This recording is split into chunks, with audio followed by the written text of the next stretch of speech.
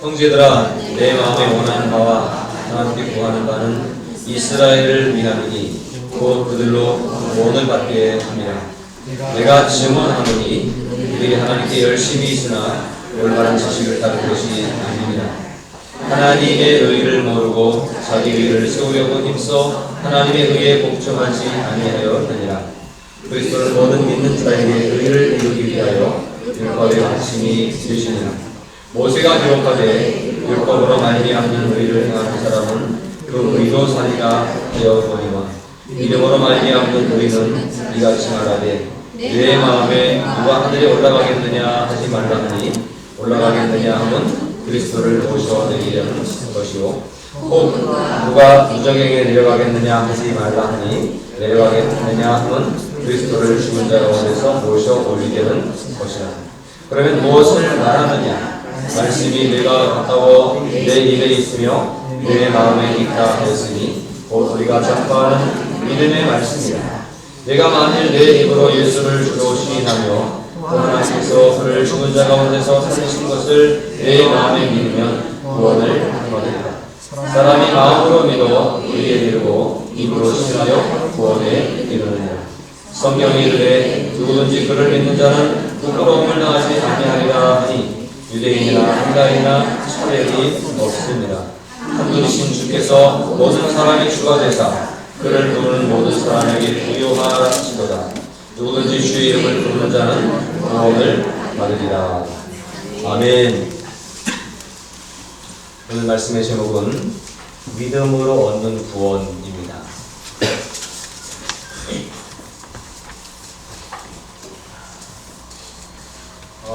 미국의 한 시골 마을에 한 어머니가 있었습니다. 한 아들, 청년을 의지하며 살아가던 아들이 있었는데 참전을 시켰답니다.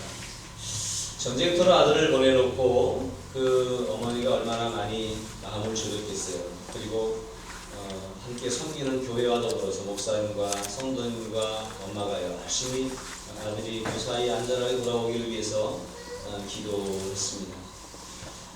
그런데 어느 날 전보가 왔는데 아들이 전쟁터에서 부상을 입었다라고 하는 전보를 받았습니다. 요즘같이 스마트 시대가 아니라 정확한 내용을 알 수 없잖아요. 그러나 빠르게 회복되고 건강을 되찾게 해달라고 더 열심히 간절히 기도했겠죠.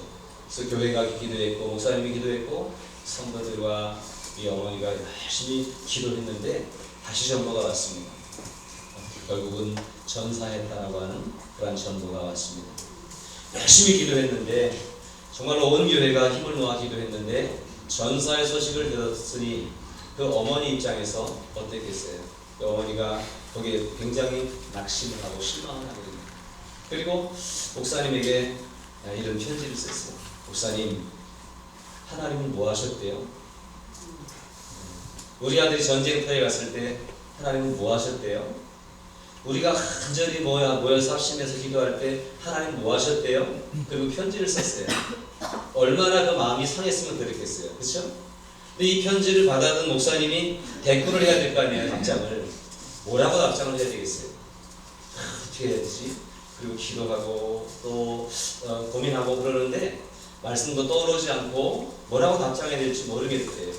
그러다가 답장을 해야 되게 기도하면서 계속 고민을 했는데 이제 드디어 답장을 썼습니다. 그 답장을 엄마한테 보냈어요. 뭐라고 그랬냐? 저도 하나님이 뭐 하셨는지 모르겠습니다. 우리가 기도할 때 하나님이 뭐 하셨는지, 아들이 전쟁터에서 그 총탄과 총탄을 피해가며 싸울 때 하나님 뭐 하셨는지 저도 잘 모르겠습니다. 그런데 제가 분명히 아는 것은 그 하나님이 우리들을 위해서 당신의 아들을 내어주셨다라고 하는 것, 2000년 전에 그것만 확실한 사실입니다. 라고 하는 편지를 써보냈어요. 좀 안 맞는 것 같죠? 그런데 그 편지를 읽어보는 어머니가 그 얘기를 보면, 그 답장을 보면서 무슨 생각을 했냐? 아들을 내어주신, 자기가 지금 아들을 내놓아 봤잖아요. 아들을 잃어버린다고 하는 것이 무엇인지를 알았잖아요. 근데 목사님이 쓴 편지에 하나님께서 우리들을 위해서 당신의 아들을 내어주셨다고 하는 것만큼은 사실입니다. 확실합니다. 이런 편지를 읽으면서 아들을 내어주는 아픔이, 고통이 무엇인지를 아는 이 엄마 입장에서 그 사실 앞에 탁 엎어진 거예요. 아, 그렇구나. 하나님이 우리를 위해서 아들을 내어주셨구나. 이렇게 가슴 아픈 일을 하나님은 우리들을 위해서 하셨구나 라고 하는 것을 깨닫고 다시 믿음이 회복돼서, 비록 아들은 하나님 나라에 갔지만 열심히 신앙생활하고 그랬다라고 하는 그런 일화가 있습니다. 그 아들을 내어주신 일이 누구를 위해서요? 저와 여러분들을 구원하시기 위해서, 우리를 살리시기 위해서 아들을 내어주신 줄로 믿습니다. 이 믿음으로 우리가 살아가는 거예요. 목회를 하면서 많은 생각들을 할 때가 있습니다. 근데 참 안타까움을 겪을 때가 참 많아요. 왜 이렇게 믿음이 안 자라지? 이런 생각이 들 때가 있어요. 물론 감사하고 믿음이 성장하고 자라나고 하는 모습을 보면서 마음으로 보람을 느끼고 기뻐하고 그런 부분이 더 많지만, 경우에 따라서는 언제나 철이 드나, 언제나 성장하나, 이런 안타까움을 가지고 막 마음 졸이고 기도할 때가 사실은 많이 있습니다. 이게 나겠지 그렇게 생각하면 힘들 것 같은데요. 어쨌거나 그런 분들이 있어요. 여기 계신 분들 대부분은 아닙니다. 그뿐만 아니라 사실 더 안타까운 것은, 그래도 교회 안에 있으면 성장할 기회가 있으니까 교회 안에 있으면 그래도 희망을 가지게 돼요. 그런데 더 안타까운 것은 뭐냐면, 그 믿음을 저버리는 일들이 있고 믿음을 떠나가는 일들이 있을 때 참 안타깝고 아쉽습니다. 때로는 나 때문에 떠나는 것 같기도 하고, 때로는 어떤 일들 때문에, 교회 안에서 했던 어떤 일들 때문에 떠나가는 것 같기도 하고, 어떠한 일이 있어도 믿음을 저버려서는 안 되는데 그 믿음을 저버리는 모습을 보면서 참 안타깝다라는 생각을 합니다. 나 때문에 떠난다는데 내가 어떻게 해줄 수는 없잖아요. 그래서 더 안타까운 거예요. 그런 부분들이 참 많이 느끼게 되는데, 이런 안타까움을 느끼면서 과연 믿음이 있는가라고 하는 것을 우리가 의심해 볼 수밖에 없다라고 하는 사실입니다. 믿음이 있다면 어떠한 일이 있더라도 주님을 떠나지 않고, 어떠한 일이 있더라도 믿음을 지켜야 되잖아요. 시험과 혼란 때문에 믿음을 떠난다? 그것은 믿음이 없는 거예요. 어려운 일을 만났다고 믿음을 포기한다? 그건 믿음이 없는 거예요. 믿음은 뭐예요?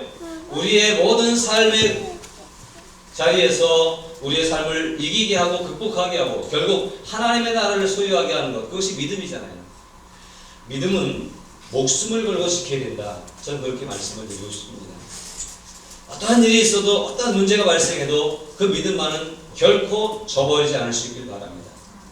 지금 사실은 한국교회 상황 가운데서는 믿음을 지키는 일이 그리 어려운 일이 아니기 때문에 지키기 어려운 겁니다.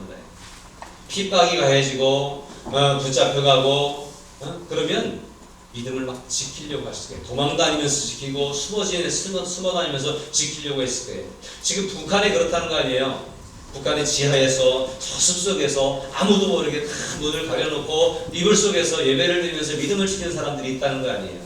왜요? 그 믿음이 나를 구원하는 믿음이기 때문에 그렇습니다. 그 믿음이 없으면 내가 죽는 것이기 때문에 그래요. 그냥 죽는 게 아니라 영원히 죽기 때문에 이 믿음을 지켜야만 한다라고 하는 사실입니다. 근데 믿음을 지켜야 되는데 이 믿음을 잘 지켜야 되고요. 이 믿음이 뭔지에 대해서 우리가 사실은 잘 이해하고 알아야 될 것입니다. 바울은 오직 믿음으로 구원을 얻는다라고 하는 이 복음을 힘있게 증거하는 사람입니다. 그런데 이 믿음으로 구원을 얻는다라고 하는 이 복음을 힘있게 증거하면서 늘 안타까운 것이 있었어요. 그것이 바로 뭐냐면 자기 동족 유대인들에 대한 생각이었어요. 바울의 마음 가운데 늘 유대인들, 자기 민족, 자기 동족들이 걸리는 거예요. 바울의 간절한 원함은 뭐냐면 이스라엘이 구원을 받는 것, 그것이 바울의 원하는 바예요. 물론 바울은 이방인을 위한 전도자로 이방 곳곳에 가면서 복음을 전하고 있습니다만 이방인들만을 위한 전도자가 아니라 유대인들에게도 전도하고 싶었고요. 유대인들의 구원받는 것도 간절히 원하는 바였어요. 다만 여건이 하나님이 이방인들에게 보내셨기 때문에 더 힘든 일을 가고 있는 것이고요. 또 유대인들이 거부하고 받아들이지 않기 때문에 이방인에게로 어쩔 수 없이 가는 상황이었지만 마음속엔 늘 유대인들의 구원이 마음속에 있었습니다. 그래서 오늘 우리가 이 본문에도 이런 말씀하잖아요. 형제들아, 내 마음에 원하는 바 하나님께 구하는 바는 이스라엘을 위함이니. 하나님께 내가 간절히 기도하는 바는 이스라엘의 구원을 위함이다라고 그렇게 얘기합니다. 곧 그들로 구원을 받게 함이라고. 지난주에 봤던 9장에서도 말씀하잖아요. 나의 형제 곧 권력의 친척을 위하여 내 자신이 저주를 받아 그리스도에게서 끊어질지라도 원하는 바보다. 무엇을? 고juk 친척이 구원받는 것을. 이것이 바울이 간절히 원하고 바라는 바였습니다. 유대인들이 먼저 구원을 받아야 되잖아요. 먼저 선택을 받았고 먼저 복음을 경험한 사람들이기 때문에 먼저 구원을 받아야 되지 않습니까? 그런데 이 구원에 이르지 못하는 안타까움이 바울에게 늘 있었던 거예요. 어떻게 할 수 없는 일이지만 안타까움으로 계속 기도하고 있는데, 그러면서 이 문제를 지적을 하고 있습니다. 왜 바울이 더 안타까워하느냐면 유대인들이 먼저 선택을 받았음에도 불구하고 구원과는 점점 멀어지고 있기 때문에 그래요. 그것은 유대인들의 오해에서 나오는 일입니다. 믿음이라고 하는 것이 무엇일 거라고 하는 거예요. 여러분, 믿음이 무엇입니까? 예수 그리스도를 믿는다. 이건 무엇입니까? 하나님 아버지를 믿는다라고 하는 그 믿음이 무엇인지를 우리가 잘 알아야 돼요. 믿음, 그러니까 유대인들의 믿음 가운데에 뭐가 있냐면 율법을 잘 열심히 하나님을 섬기면 하나님이 복을 주시겠지 라고 하는 그런 마음이 있었던 거예요. 이 열심이라고 하는 것입니다. 로마서 10장 2절 3절을 여러분 한번 같이 읽어보세요. 내가 증언하노니 그들이 하나님께 뭐가 있으니? 열심이 있으나 올바른 지식을 따른 것이 아니니라. 하나님의 의를 모르고 자기의 의를 세우려고 힘써 하나님의 의에 복종하지 아니하였느니라. 유대인들에게 열심이 있었어요. 특별히 바리새인들, 이런 사람들은 더더욱 열심히 있었어요. 예수님도 뭐라 그러냐면 바리새인들과 서기관들과 같지 아니하면 결코 하나님 나라에 들어갈 수 없다.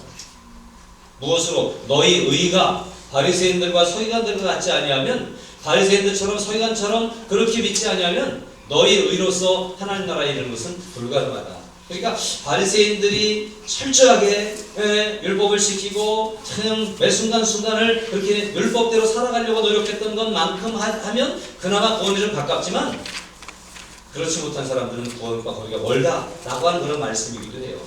다시 말하면 그만큼 유대인들은, 특별히 바리새인들이나 이런 사람들이 율법을 지키는 데 철저했고 열심히 했다는 거예요. 이 열심이 대단하다라고 하는 사실입니다. 그러면 그 열심 때문에 구원받는다고 하는 얘기입니까? 결코 그것은 아니에요. 바울은 오늘 얘기합니다. 이 열심이 있지만, 이 열심이 있으나라고 얘기하죠. 이 열심이 올바른 지식을 따른 것이 아니기 때문에 구원과는 관계가 없지 않느냐라고 하는 거예요. 예수를 열심히 믿으십시오. 교회를 열심히 다니십시오. 열심히 봉사도 하고 예배도 드리고 찬양도 하고 열심히 기도하십시오. 이게 맞습니다.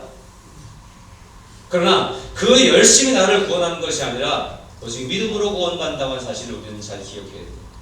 이 열심이 오히려 말씀에 순종치 아니하는 문제를 가져오게 할 수도 있습니다. 왜냐하면 내가 이만큼 했으니까, 내가 알아서 잘 할 거니까 라고 하는 그 열심의 모습들이 오히려 오늘의 현실 속에서 말씀하시는 말씀 앞에 순종하지 못하는 결과를 가져올 수도 있다고 하는 사실이에요.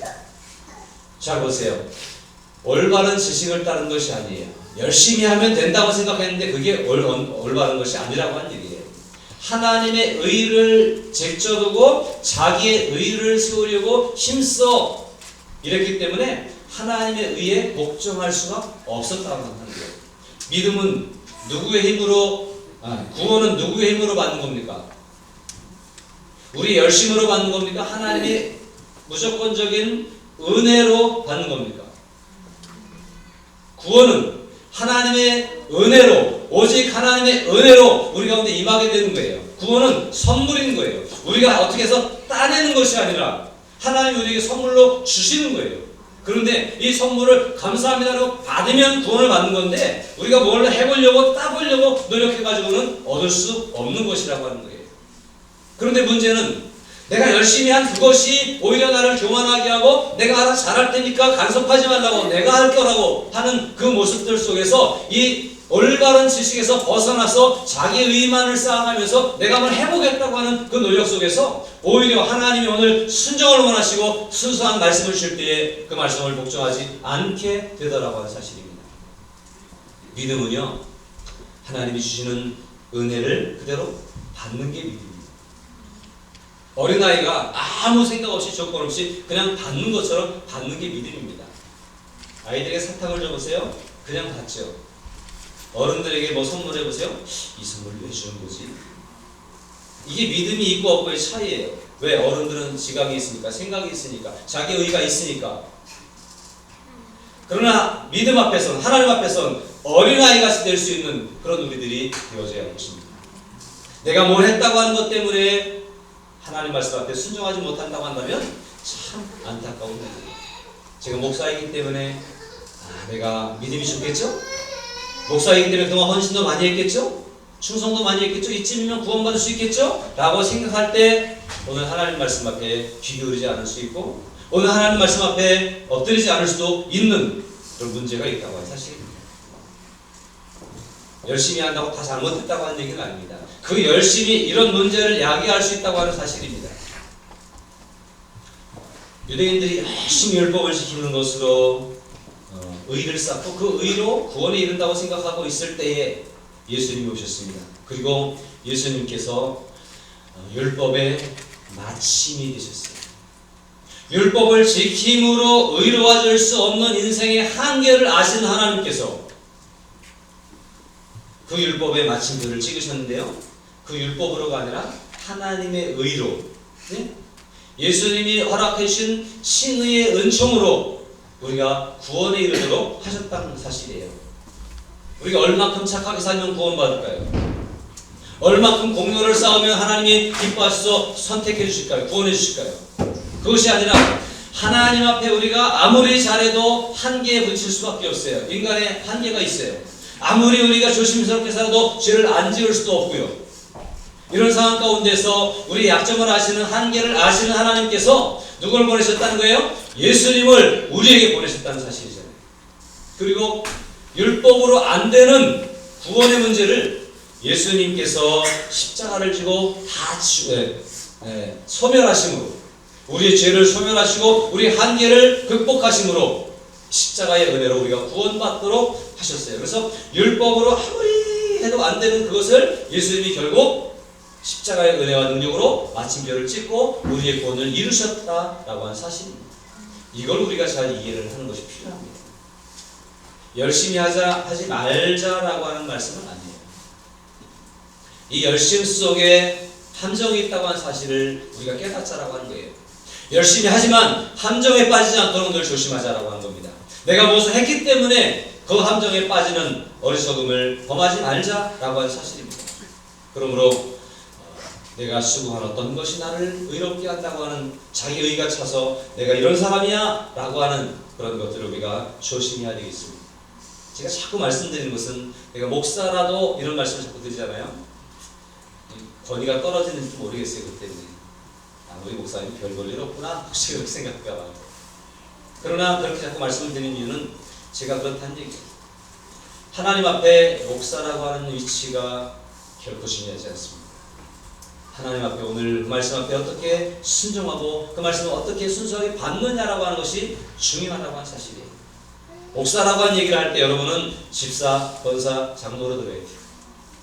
그렇지 않습니까? 오늘 내 위치가, 내 자리가, 내가 좀 과거의 경험이, 내 수고가, 내 직분이 나를 구원하는 것이 아니라 그 모든 것들을 겸손하게 내려놓고 하나님 앞에 순종하게 될 때에 그 순종으로 우리가 의로워지고 그 순종으로 우리가 구원에 이른다고 하는 사실입니다. 이것을 우리가 늘 마음에 새기고 살아갈 수 있길 바랍니다. 이스라엘이 이게 안 되므로 그 구원의 은총 예수 그리스도를 차버렸잖아요. 바울이 힘있게 예수님이 구원이시라고 외치는 복음을 거부하잖아요. 인생의 열심이, 인생의 수고가, 잘한 것들이 공로가 복음을 차버리는 결과를 가져오는 일이 있을 수도 있다고 하는 사실을 기억하면서 오늘 나는 더 낮아지고 겸손해지기를 위해 힘쓰는 우리가 될 수 있어야 되겠습니다. 말씀이 중요합니다. 무슨 말씀? 믿음의 말씀이라고 했어요. 8절에 보니까 그러면 무엇을 말하느냐? 말씀이 내게 가까워 내 입에 있으며 내 마음에 있다 하였으니 곧 우리가 전파하는 믿음의 말씀이라. 오늘 우리에게 주어지는 말씀이 우리에게 가까이 있다는 사실이에요. 그 말씀은 옛날에 있었던 그 말씀이 아니라 그 말씀 오늘도 살아서 역사하고 계시고 끊임없이 오늘에게 말씀, 우리에게 선포되는 말씀이 우리가 읽는 말씀, 듣는 말씀, 선포되는 말씀, 이 말씀이 떨어지는 그 순간순간마다 내가 어저께 순종했으니까 오늘 안 해도 되지 그러지 말고 오늘도 가까이 있는 그 말씀 앞에 순종하면서 나아갈 때에 그 말씀이 내 입에 가까이 있고 내 마음에 있음으로 말미암아 그 말씀 앞에 순종할 수 있고 그 말씀을 순종하는 그 믿음이 우리를 구원에 이르게 한다고 하는 사실입니다. 9절 10절에도 이렇게 말씀합니다. 내가 만일 내 입으로 예수를 주로 시인하며 또 하나님께서 그를 죽은 자 가운데서 살리신 것을 내 마음에 믿으면 구원을 받으리라. 예수님 보셨어요? 예수님 어떻게 보셨어요? 우리가 예수님을 직접 보지 못했지만 말씀을 통해서 보지 않았습니까? 그 말씀이 사실인 줄로 믿는 것, 그게 믿음이에요. 그런데 그 예수님의 말씀이 우리 가운데 떨어질 때에 그 예수님 말씀을 인정하고 예수님을 우리의 입에 예수로 구주로 시인하고 또 우리의 마음에 예수님이 구주이신 것을 믿게 되면 그것으로 구원을 받는다고 하는 사실이에요. 너무나 쉬운 일입니다. 예수님을 시인하시기 바랍니다. 한번 해볼까요? 예수님이 우리의 구주이십니다. 이 시인한 거예요. 예수님만이 한번 더 예수님만이 나를 구원하실 수 있는 유일한 분입니다. 이게 우리가 시인하는 거예요. 내가 이렇게 착한 일을 많이 했기 때문에 구원하는 게 아니라 내가 아무리 착한 일을 많이 했어도 예수님만이 나를 구원하실 수 있는 거예요. 그걸 시인해야 돼요. 우리 마음 가운데 이쯤이면 됐겠지라고 하는 생각이 아니라 내 속에 들어오신 예수님의 십자가가 내 마음에 있을 때 그 마음에 믿는 믿음으로 우리가 구원을 받게 된다고 하는 사실입니다. 10절은 이렇게 말하죠. 사람이 마음으로 믿어 의에 이르고 입으로 시인하여 구원에 이르느니라. 구원은 간단한 겁니다. 마음으로 믿으면 되는 거예요. 입술로 고백하면 되는 거예요. 그런데 우리가 자꾸 이거 가지고 안 될 것 같아. 뭐 그렇게 쉬운 게 어딨어. 뭐 그렇게 간단한 게 어딨어. 라고 생각하는 그런 오류를 범할 수가 있습니다. 그래요. 확실히 믿으십시오. 예수님을 우리의 구주로 입술로 고백하면 구원에 가까워지는 거예요. 아니 구원을 얻는 거예요. 예수님이 나의 구주심을 마음속에 새기고 믿고 예수님의 십자가를 마음에 그리고 살아가면 그러면 구원을 받는 거예요. 얼마나 쉽습니까? 어린아이들에게 사탕을 주면 고맙습니다 그리고 받으면 되는 것처럼 이렇게 쉬운 일을 그대로 마음에 영접하고 받으면 고백하면 구원이 임하는 거예요. 그런데 내가 받았으니까 뭐 해야지 자꾸 딴 생각을 하고 뭘로 갚으려고 그러면 그 받은 은혜가 그 받은 선물이 아니잖아요. 예수님이 그러시잖아요. 누가 남을 대접하려거든 나를 다시 대접할 수 없는 그 사람을 대접하라는 거예요. 아시겠어요? 나보다 더 부자를 밥그릇 사주면요 난 오늘 짜장면 사줬는데 다음에는 갈비탕을 사준다니까요. 난 오늘 돼지갈비를 사줬는데 다음엔 소갈비를 사준다니까요. 그러니까 나는 대접하고 싶었는데 대접한 게 오히려 대접을 받는 일이 된단 말이에요. 하나님이 우리에게 알려주시는 비결이 그거예요. 우리가 남을 대접할 때에 어려운 사람, 도저히 대접할 수 없는 사람을 찾아 대접하라는 거예요. 돌아오지 않게. 그런 것이 주님의 자녀가 가지고 있는 생활의 법칙이에요. 그런데 그 속에는 이런 진리가 있는 거예요. 주님이 우리에게 주신 은혜를 그냥 받으면 돼요. 받고 그것을 다시 다른 공로나 수고로 덮으려고 그러면 그게 은혜가 아니잖아요. 그러니까 그렇게 하지 말고 그냥 은혜로 그냥 순수하게 받는 그런 믿음이 필요합니다. 오늘 저와 여러분들은 예수를 주로 고백하고 마음으로 예수님이 나의 구주심을 믿었기 때문에 구원을 받은 줄로 믿습니다. 이러면 되는 거예요. 우리 이미 구원을 받았습니다. 앞으로 우리는 물론 믿음이 있기 때문에 어떻게 하지? 그리고 주님께 열심히 섬기고 봉사하고 주님이 우리에게 새 생명을 주셨으니 새로운 삶을 살기 위해서 또 공을 쌓고 수고를 하고 노력하지만 그 수고와 노력은 구원을 위한 노력이 아니라 다만 새 사람을 만들어 주신 하나님의 뜻에 따라서 살아가는 삶의 모습일 뿐이지 그것이 나를 구원하는 것과는 관계가 없습니다. 믿음이 중요한 것을 잘 깨닫고 알자는 거예요. 오직 예수님을 주로 입으로 시인하고 마음으로 믿고 고백하는 그러한 삶이 필요합니다. 계속해서 말씀합니다. 성경에 이르되 누구든지 그를 어떻게 하는 자는 믿는 자는 부끄러움을 당하지 아니하리라. 믿으십니까? 믿으면 부끄러움을 당하지 않는 거예요. 믿으면 구원을 받는다고 하는 사실이에요. 또 누구든지 주의 이름을 어떻게 하는 자는 부르는 자는 구원을 받으리라. 주님의 이름을 부르십시오. 주여. 한번 해보세요. 주여. 다 같이 기도합시다. 주여 삼창합시다. 잘 나오십니까? 우리 청소년들 주여 삼창이 잘 나와요? 주여 주여. 네? 어색하죠? 나도 여러 번만 그랬어요. 그런데요, 뭐 주여 삼창이 아니라 우리가 주님을 자꾸 고백하고 주님을 인정하자고 하는 거예요. 주님의 이름을 부른다고 하는 얘기는 주님을 나의 구주로 인정하고 고백하자라고 하는 거 아니에요. 시인하자고 하는 거예요. 이 시인한다고 하는 말이요, 내가 예수님을 압니다, 예수님을 믿습니다, 예수님 나의 구주이십니다 라고 하는 것을 시인하는데 이 시인이 지속적으로 이어질 수 있기를 바랍니다. 주의 이름을 부르는 일이 계속해서 일어날 수 있기를 바랍니다. 학교 가면서 주의 이름을 부르세요. 시험을 치면서 주의 이름을 부르세요. 일하면서 주의 이름을 부르세요. 아침에 자고 일어나면서 주의 이름을 부르시고 교회 올 때도 주의 이름을 부르고 놀러 갈 때도 주의 이름을 부르자는 거예요. 며칠 전에 자두라고 하는 사모님 간증을 했는데 어디서 주의 이름을 불렀다는 거예요? 술자리에서. 술 먹으면서 주님을 찾았는데 주님 만나주시더래요. 술 먹는 일이 잘한다고 한 얘기는 아니에요. 오늘 다 가서 술자리에서 찾으면 주님 빨리 만난다 그렇게 생각하십니다. 그러나 어느 곳에 있든지 주의 이름을 부르는 자가 되라고 하는 거예요. 믿는다고 하는 건 주의 이름을 부르는 거예요. 싸우고 싶을 때 주님의 이름을 부르세요. 그럼 주님이 이기게 하시는 게 아니라 싸움을 말려주실 겁니다. 뭔가 얻고 싶을 때, 가지고 싶을 때, 욕심이 막 밀려올 때 주의 이름을 부르세요. 그러면 포기하게 하실지도 몰라요. 주의 이름을 부른다고 하는 것은 그냥 입술로 주여 주여 주여 부르는 것이 아니라 주님을 시인하고 인정한다고 하는 거예요. 우리의 삶 가운데 주님을 인정하는 거예요. 이 일도 주님이 알아서 해주시겠지, 이 일도 주님이 함께 하실 거야, 어디를 가든지 주님이 동행해 주실 거야. 자꾸 주님을 시인하고 주님을 고백하고 주님과 더불어 살아가는 거예요. 어떤 사람이 그랬다 하잖아요. 힘들고 어려울 때 보니까 내 발자국만 보이더래. 그래서 주님 앞에 투정을 부렸어요. 주님, 그때 왜 주님이 내 곁에 안 계시어? 내 발자국만 있어요, 인생에. 그때 주님 뭐라 하셨다는 거예요? 네 발자국이 아니라 내 발자국이다. 내가 너를 얻고 갔지 않냐? 언제나 주님의 이름을 부르는 우리들에게는 주님이 함께 하시는 줄로 믿습니다. 우리가 주님을 시인한다고 하는 것, 주님의 이름을 부른다고 하는 것은 그런 거예요. 오늘 예배의 자리에 주님이 우리와 함께 하십니다.